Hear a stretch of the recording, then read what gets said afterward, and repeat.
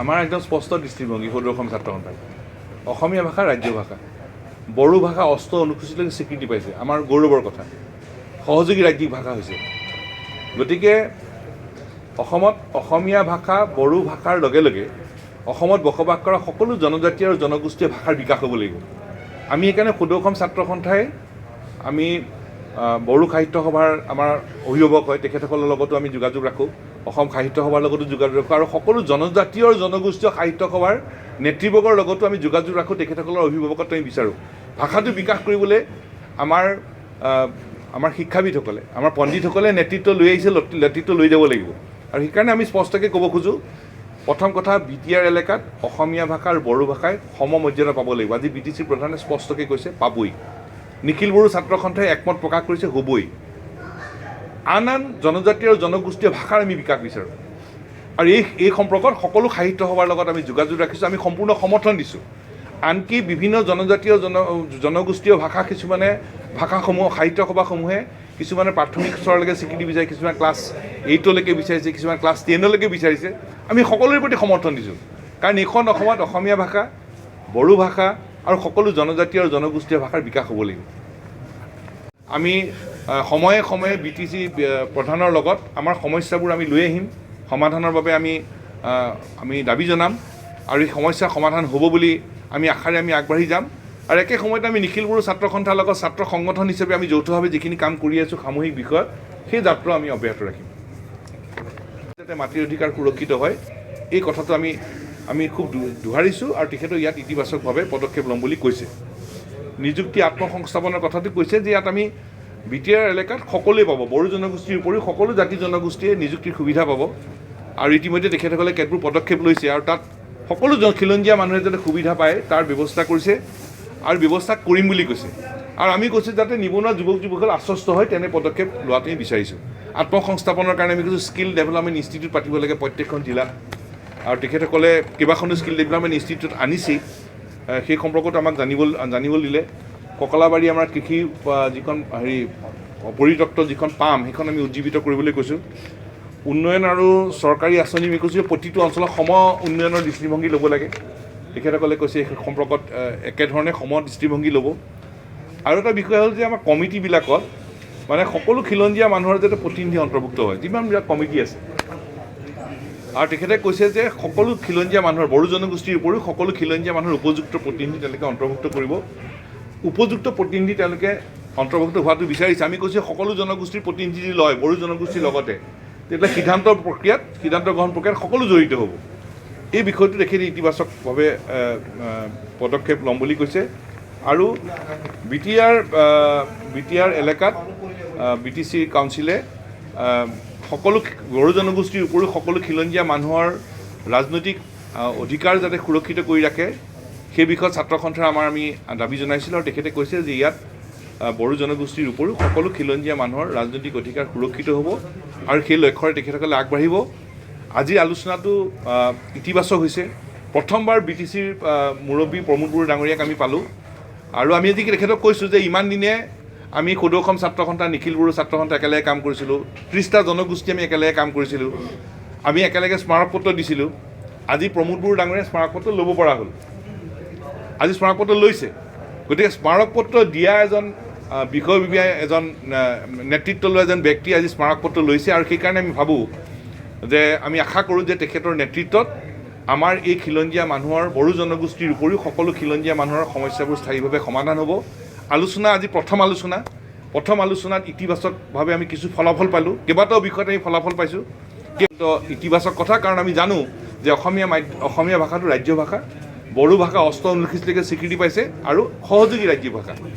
গতিকে BTCৰ প্ৰধানগৰাকীৰ এই কথাটোত বৰ ইতিবাচক মাটিৰ অধিকাৰ ভূমিৰ অধিকাৰলৈ গোটেই এটা আলোচনা চলি আছে মাটিৰ অধিকাৰ পাম নে নাপাম BTC ইয়াৰ আগৰ চুক্তিহঁতে কৈছিল যে সেই সময়লৈকে 2003লৈকে থকা সকলো জাতি জনগোষ্ঠীৰ লোকে মাটিৰ অধিকাৰ পাব মাটিৰ অধিকাৰ সুৰক্ষিত হ'ব কিন্তু কেতবোৰ অঞ্চলত মাটিৰ সমস্যা পাট্টা পোৱা নামজাৰি কৰা এইবোৰ সমস্যা কিছুমান সৃষ্টি হৈছে গতিকে তেখেতসকলে কৈছে গোটেই এটা পদ্ধতিগতভাৱে তেখেতসকলে আগবাঢ়িব আৰু পদ্ধতিগতভাৱে আগবাঢ়ি তেখেতসকলৰ কাউন্সিলৰ মিটিং আছে কাউন্সিলৰ মিটিঙৰ পিছতেই তেখেতসকলে দুটা দল সকলো চাৰ্কুল অফিচাৰলৈ গৈ তাত বহিব, মণ্ডলক বহাব, ৰাইজৰ কিবা সমস্যা আছে নেকি চাব, সমাধানৰ ব্যৱস্থা কৰিব। আৰু তেখেতে কৈছে যে অহা 4 মাহৰ ভিতৰত যাতে সকলো খিলঞ্জীয়া মানুহে যাতে এই মাটিৰ সমস্যাটোৰ যাতে সমাধান কৰিব পাৰি, তাৰ কাৰণে তেখেতসকলে ইতিবাচক পদক্ষেপ ল'ব। আৰু আমাকো কৈছে যে এই BTR 4খন ডিষ্ট্ৰিক্টত কোনোবা খিলঞ্জীয়া মানুহে যদি মাটিৰ কাগজ পত্ৰ পোৱাত যদি অসুবিধা, তেওঁলোকে স্পষ্টভাৱে তেখেতসকলক উল্লেখ কৰিবলৈ দিছে, ৰেভিনিউ EM ডাঙৰীয়াক জনাই দিবলৈ কৈছে, আৰু তেখেতসকলে ইয়াৰ বাবে সমাধানৰ উপায় ল'ব। মুঠতে তেখেতে এইটো কথা কৈছে যে BTR এলেকাত খিলঞ্জীয়া মানুহে যাতে মাটিৰ অধিকাৰ পায়, কাগজ পত্ৰ যাতে সৰল পদ্ধতিত পায়, সেই সম্পৰ্কত তেখেতসকলে ইতিবাচকভাৱে আগবাঢ়িব। আৰু আমিও এইটো বিচাৰিছোঁ যে BTR এলেকাত থকা বড়ো জনগোষ্ঠীৰ উপৰিও সকলো জাতি জনগোষ্ঠীয়ে যাতে ক্ষিপ্ৰতাৰে সৰলভাৱে যাতে মাটিৰ কাগজ পায় যাতে আশ্বস্ত হয়। এই বিষয়টো তেখেতে গোটেই পদ্ধতিগতভাৱে আগবাঢ়িম বুলি কৈছে। 4 মাহৰ ভিতৰত গোটেই কামটো শেষ কৰিবলৈ লক্ষ্য কৰিছে, ডিজিটেলাইজ কৰিব। আৰু যদি কিবা এনেকুৱা ধৰণৰ যদি সমস্যা হৈছে সেইখিনি তেখেতসকলক জনাবলৈ কৈছে। মই ভাবোঁ যে মাটিৰ অধিকাৰ সম্পৰ্কতো ৰাইজৰ খিলঞ্জীয়া মানুহৰ কিবা তেনে সমস্যা থাকিলে আমি সেইখিনি সমস্যা আমাৰ জিলা ছাত্ৰ সন্থাৰ জৰিয়তে আমি আমাৰ BTC প্ৰশাসনক আমি জনাম। প্ৰাদেশিকীকৰণৰ যিটো কথা আছে সেই সম্পৰ্কত তেখেতে আমাক কৈছে যে ইতিমধ্যে চুক্তিটো এই কথা লিখা আছে যে BTR এলেকাত থকা অসমীয়া মাধ্যম আৰু বড়ো মাধ্যমৰ যিসমূহ বিদ্যালয় আছে সেইখিনি প্ৰাদেশিকীকৰণ কৰিব, আৰু সেই সম্পৰ্কত তেখেতসকলে ইতিবাচকভাৱে আগবাঢ়িব, সেই কথা আমাক তেখেতে উল্লেখ কৰিলে। তাৰ লগে লগে আন এটা বিষয় আহিল যে আমাৰ বড়োলেণ্ড বিশ্ববিদ্যালয় নতুন বিষয় লাগে, নতুন বিষয় খুলিবলৈ যিটো সময়ত দিল্লী বিশ্ববিদ্যালয় 84টা বিভাগ, গুৱাহাটী বিশ্ববিদ্যালয় 48টা, গুৱাহাটী বিশ্ববিদ্যালয় বহুত খুলিব লাগে, ডিব্ৰুগড় বিশ্ববিদ্যালয় খুলিব লাগে, বড়োলেণ্ড বিশ্ববিদ্যালয়ত পৰ্যাপ্ত বিভাগ খুলিব লাগে, কাৰণ আমাৰ ল'ৰা ছোৱালীবোৰ ইয়াত পঢ়িব, সেই বিভাগবোৰ খুলিব লাগে। দ্বিতীয় কথাটো হ'ল স্নাতক পৰ্যায়লৈকে বড়োলেণ্ড বিশ্ববিদ্যালয়ৰ অন্তৰ্গত স্নাতক পৰ্যায়লৈকে ছাত্ৰ ছাত্ৰীয়ে অসমীয়া মাধ্যম বা বড়ো মাধ্যমৰ নিজৰ মাতৃভাষাত পঢ়াৰ সুবিধা পাব লাগে, কাৰণ আন মহাবিদ্যালয়ত পঢ়ি আছে, আৰু ইয়াত আমাৰ 72 মাধ্যম আন্দোলন হৈছিল সেইকাৰণে। গতিকে এই বিষয়টো তেখেতে ইতিবাচকভাৱে আগবাঢ়ি যোৱাৰ কথা আমাক ক'লে। আনটো বিষয় হ'ল যে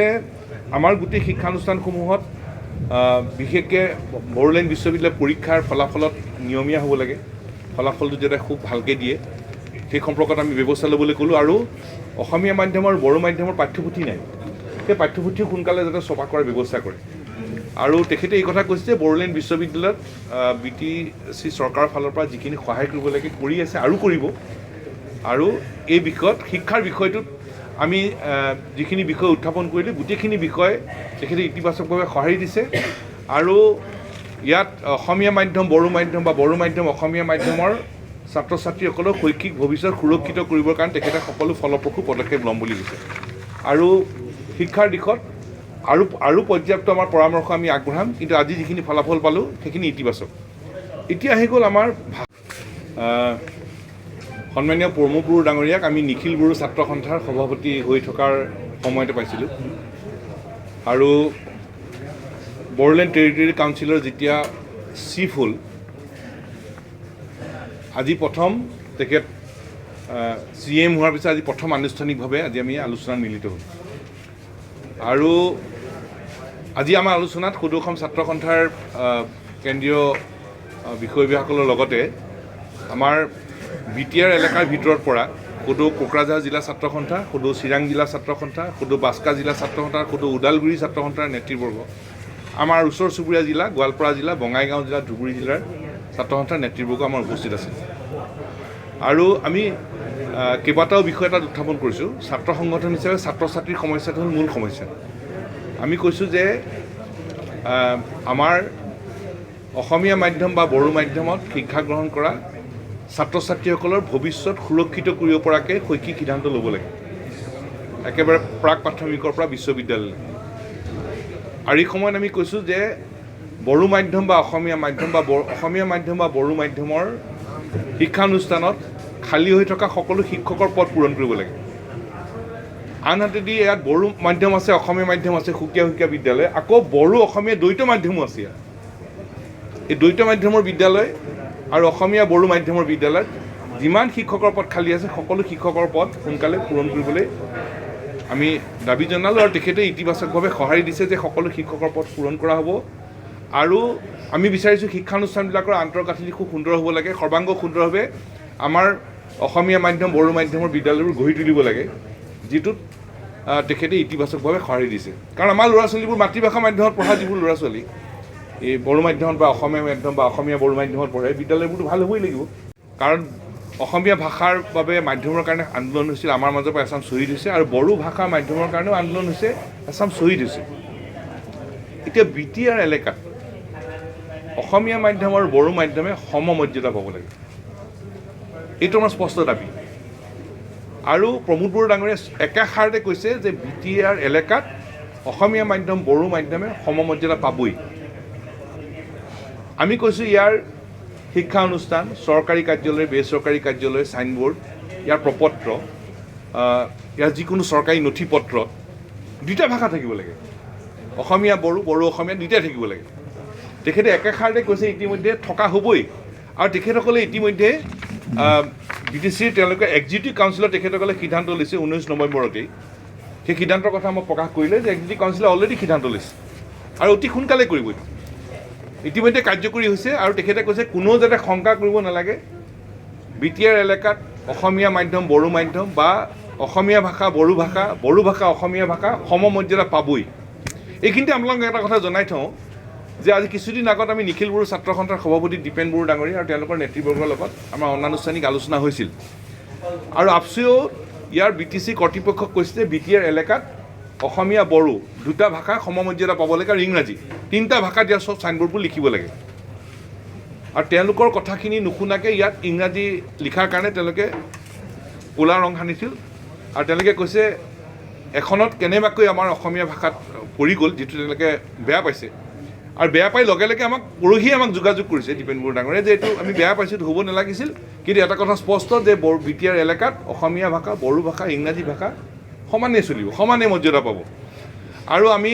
তেখেতেও আমাৰ লগত যোগাযোগ কৰিছে, আমিও নিখিল বড়ো ছাত্ৰ সন্থাৰ সভাপতি দীপেন বড়োৰ লগত যোগাযোগ কৰিছোঁ। আৰু ইতিমধ্যে আমি এইটো কথা ঠিক কৰি লৈছোঁ যে আপচুৱে বিটিআৰ এলেকাত অসমীয়া ভাষা বড়ো ভাষা বা বড়ো ভাষা অসমীয়া ভাষাৰ সমমৰ্যাদাৰ কাৰণে আমি যৌথভাৱে আমি আগবাঢ়ি যাম। আজি BTCৰ শ্ৰী প্ৰমোদ বড়ো ডাঙৰীয়াই একেষাৰতে কৈছে যে বিটিআৰ এলেকাত অসমীয়া ভাষা বড়ো ভাষা বা বড়ো ভাষা অসমীয়া ভাষাই সমমৰ্যাদা পাবই, তাত কোনো শংকা কোনো কৰিব নালাগে। गय गायग्रा आबादारिफोरनि थाखाय मोनसे मोजां खौरां। थापा नार्सारियाव मोननो हागोन जाखांफु लाइमोनफोरजों बानायजानाय हाजो आरो हायेनावबो गायजानाय अर्गेनिक गय फुलि। थापा नार्सारियाव अर्गेनिक आदबजों बानायजानाय मोजाङैनो खिलिखांनाय गासै 20,000सो गेरेमसा गय फुलिफोर दं। बारा नङा, फांसेयाव 60 रां होनानैनो नोंथांमोना गय फुलिखौ बायना लांनो हागोन। बुरजा लाङोब्ला खमायनायनि सुबिदाबो मोननो हागोन। थापा नार्सारिनि गुबै थङा क'क्राझार सहरनि सानजा फारसे थानाय बावखुंग्रि हाजोजों नांजाबनाय हरिनागुरि गामि हाथाइनि साखाथियाव। बे अर्गेनिक गय फुलिफोरखौ लांफैनोब्ला नोंथाङा 8011837272 नङाब्ला 9707460226 जानबुं अनजिमायाव थोंजोङै जगाजग खालामहरनो हागोन।